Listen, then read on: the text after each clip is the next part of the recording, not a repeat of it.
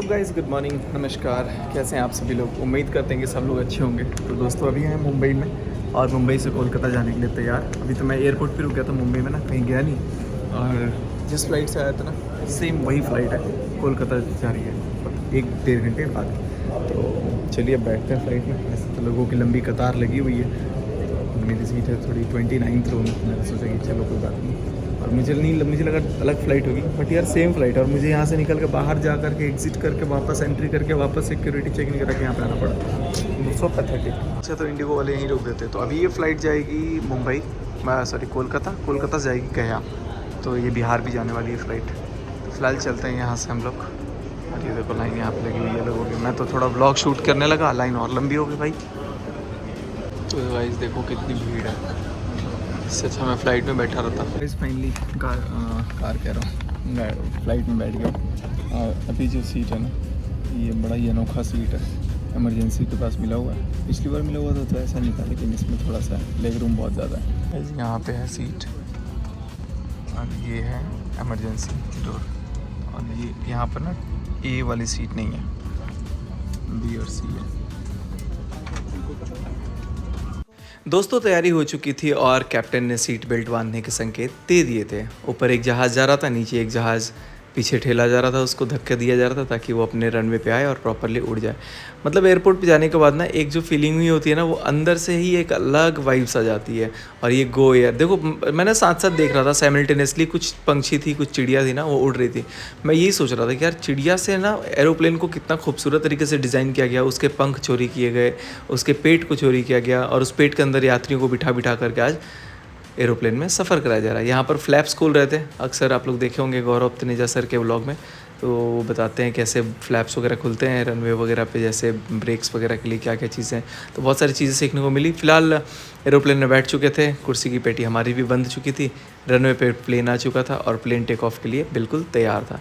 इससे पहले take off लेता, जय माता दी का नारा लगाते हुए मैंने बोला चलो उड़ते हैं आसमान में। और ये आसमान की ऊंचाइयों से पूरा मुंबई दिख रहा था। समुंदर की लहरों के ऊपर हमारा शिप था, बिल्कुल नीचे पानी ही पानी था, कुछ दिख नहीं रहा था, लेकिन मज़ा पूरा आ रहा था। लेकिन अंदर ही अंदर थोड़ा सा टेंशन भी हो रहा था मम्मी का, कि क्योंकि फ़्लाइट मोड में फ़ोन होता है ना, तो फ़ोन में आप नेटवर्क वगैरह होगा नहीं जब आप एरोप्लेन में होंगे। तो वहाँ से फिर मम्मी को बात करने का बहुत वो हो जाता था कि कैसे बात करूँ। लेकिन टचवुड जैसे हम लोग हवाओं के बीच थे, मैंने बोला कि उतरते साथ पहले मम्मी को फ़ोन करूँगा। और ऊपर से जो नज़ारा देखो, उधर पीछे पूरा समुंदर है और इधर पूरा मुंबई। वैसे मुंबई को सपनों का शहर कहते हैं, इसमें कोई दो राय नहीं है भी सपनों का शहर। जो एक बार जाता है ना, और अगर दिल लग जाता है तो मन तो करता है भाई बस यहीं पे अब रह जाओ। हर जगह का अपना अपना अहमियत है। ऊपर से बादल, नीचे छोटे छोटे पहाड़ और उससे भी छोटे छोटे घर, और उसके बाद छोटी छोटी गाड़ियाँ, ट्रेन, सब कुछ नक्शे से दिख रहा था। वैसे कैमरे में उतना इजीली कैप्चर नहीं हुआ, लेकिन काफ़ी अच्छा व्यू था। आप लोग इस व्यू के बारे में कमेंट में ज़रूर बताना कि ये कैसा लगा। बाकी आप देखते रहिए, तो कुछ टाइम लैप्स मैंने शूट किए थे।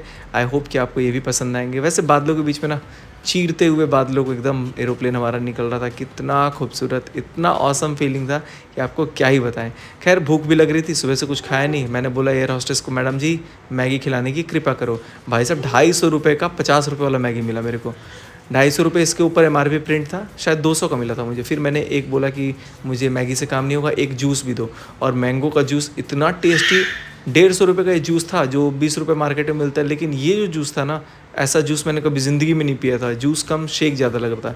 खैर जूस और मैगी के बाद मैंने बोला चलो वापस बादलों के बीच निकलते हैं, क्योंकि खिड़की से जो नज़ारा होता है ना, जब आप एरोप्लेन में अगर फर्स्ट टाइम जाओगे, या फिर मैं तो कभी भी जाता हूँ ना, खिड़की वाली सीट मिल जाती, तो मैं सोचता हूँ कि मेरा पैसा तो आधा वसूल हो गया वैसे ही। क्योंकि अगर हम कहीं झूला भी झूलने जाते हैं तो 500-1000 का तो हमें पार्क का टिकट लेना पड़ जाता है। तो इससे 1000 रुपये और लगा करके एरोप्लेन में झूला की तरह झूलते रहो और जा करके दूसरी जगह पहुँच भी जाओ। तो काफ़ी अच्छा लग रहा था। और कई बार तो एकदम मौसम ख़राब हो रहा था, बारिश वाला मौसम हो रहा था, तो कैप्टन बोल रहे थे सीट बेल्ट बांध लो due to bad weather condition. तो बहुत सारी चीज़ें थी, बहुत सारा अच्छा एक्सपीरियंस भी था और बहुत थ्रिलिंग था हमारा आज का एक्सपीरियंस। तो ये जो फ़्लाइट थी, ये मुंबई टू कोलकाता थी। अब बारी थी, धीरे धीरे हम कोलकाता की तरफ पहुँच ही रहे थे। मैंने बोला चलो यार अब कोलकाता लैंड करते हैं, बहुत हो गया। तो कैप्टन साहब ने तब तक अनाउंस ही कर दिया कि चलो 2 घंटे 15 मिनट की फ़्लाइट पूरी हो चुकी है और आप लोग ज़मीन पर आ जाओ, ज़्यादा हवा में ना रहो। फिर मेरे को याद आ गई मम्मी की, मम्मी से बात करना है। और टेंशन था थोड़ा। उतरते साथ मैंने फ़्लाइट से अभी लैंडिंग करते करते जा रहा था, लेकिन मन के मन टेंशन चल रहा था। फिर सोच रहा था कि या तो प्रिंस चला जाए या तो मैं चला जाऊँ बाहर, क्योंकि बाहर में भी कुछ काम है। और फिर उसके बाद मैंने पापा से उतर के मैंने सबसे पहले फ़ोन किया। फिर पता लगा कि पहले से बेटर है, वॉमिटिंग आ रही थी मम्मी को, वो ठीक है, बस सिर में चक्कर वक्कर आ रहा था थोड़ा बहुत। तो वो एक्चुअली गैस हो गया था उनको। तो मैंने मनीषा को बोला कि मनीषा तुम्हारी टिकट कर दे रहा हूँ। तो एक्चुअली मनीषा की भी तबीयत ख़राब है, लाइक फीमेल्स कैन अंडरस्टैंड। तो मैंने फिर बोला कि चलो कोई बात नहीं है, कल टिकट कर देता हूँ। तो मनीषा अपने भैया के साथ कल वाली टिकट अगर मिल गई तो, नहीं तो परसों तो पक्का वो लोग पहुँच जाएंगे। एनीवेज कोलकाता हम लैंड कर चुके। Finally I have landed eight Kolkata. Kolkata में बस से हमें जाना पड़ेगा अराइवल हॉल की तरफ, जो कि अभी थोड़ा रश है और हमें अभी खड़े ही रहना पड़ेगा। इतना ज़्यादा शोर होता है फ़्लाइट से, क्या ही बताएगा। तो गाइस अभी बैगेज का वेट कर रहे हैं यहाँ पे, हमारा बैग पता नहीं कब आएगा। एवरीवन, तो अभी मैं आ चुका हूँ। एक बच्चे की आवाज़ आपको सुनाई दे रही होगी। तो यहाँ पे एक बच्चा है छोटा सा, ये निशा है, निशा के हस्बैंड है। और अभी मैं ये चूँकि नेवी में, तो ये मेरे को एयरपोर्ट, इनको ना पापा ने बता दिया कि ये कोलकाता गया हुआ है। मुझे लगा कि मेरे फेसबुक के पर्सनल वाले अकाउंट से वो मैप दिख गया होगा इनको, तो इनको शायद पता लगा कि मैं यहाँ पे हूँ। लेकिन इनको पता लग गया था कि बस मैं हूँ कोलकाता में। तो मेरे पास फ़ोन पे फ़ोन उतरते साथ मिस कॉल आई 3। तो मेरे को लगा फ्लिपकार्ट वाला या कोई कोरियर वाला कॉल किया होगा, +33 कोड आ रहा था। तो मतलब कोलकाता से ही कॉल आ रहा है। फिर जब कॉल आया तो मैं उठाया। जब मैं कॉल उठाया तो पता लगा कि अच्छा, इन महारानी जी का फ़ोन आ रहा था। वैसे ये हमारे स्कूल में टीचर थी, लेकिन हम लोग का एक बहुत फैमिली रिलेशन था सबसे। और वैसे भी सारे फैकल्टी जितने भी होते हैं ना, सबसे एक अलग हम लोग का टच होता है, अलग। चाहे शालिनी मिस हो, चाहे प्रीति मिस हो, कोई फैकल्टीज़ तो मतलब 10-10 साल बंद ही कर दीजिए, कोई बात नहीं। सोच रहे हैं ये देखो, मतलब पूरा एडजस्टमेंट आप लोगों के लिए ना, आप लोगों को किसी भी तरह का डिस्टर्बेंस ना हो, पंखे की आवाज़ ना आए, क्योंकि बारिश पीछे आ रही है। लेकिन यहाँ तो मस्त चारों तरफ पेड़ एकदम हरे भरे।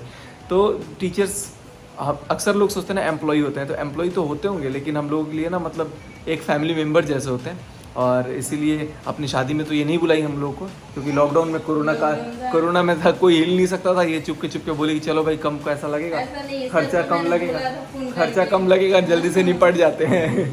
तो ये निपट गई थी। तो आज मौका मिला। इनका भी नाम निशा है। देखो मतलब बंगाली में ना, बंगाल में जब आता हूँ तो ज़्यादातर मेरे को निशा नाम के लोग टक्कर जाते हैं। तो निशा बोली, और वो चूँकि आर्मी में तो इसलिए ज़्यादा अपना फेस वगैरह नहीं दिखाते हैं। हम लोग खूब सारा बात किए, खाना वाना खाए। मैं कुछ शूट नहीं किया क्योंकि ना बहुत थकान हो गया था, बहुत हैरासमेंट हो गया था। तो मैंने सोचा यार चलो वीडियो के अलावा भी दुनिया है, थोड़ा सा एंजॉय करते हैं, मिलते हैं अच्छे से मिलजुल करके। फिर मैंने इनको बोला, तो मैं आवाज़ शॉक्ड कि ये भी कुछ बनाती हैं यूट्यूब पे। तो फिर इनको मतलब इनका चैनल मैंने देखा, तो ये हेयर से रिलेटेड कुछ डिज़ाइन वगैरह ऐसे बनाती हैं, और कभी कभी अपना ब्लॉग ऐसी। और इनका बहुत क्यूट सा बेबी है, अभी देखो रो रहा है ना, अभी 1 मिनट में मैं इसको हंसा सकता हूँ, इतना क्यूट है ये। देखो हंस दिया। ये 1 मिनट भी नहीं लगा, मतलब 30 सेकंड में हंस देगा। 30 सेकंड भी बहुत बोल दिया, 15 सेकंड में देगा। इसको खाली ऐसे करना है।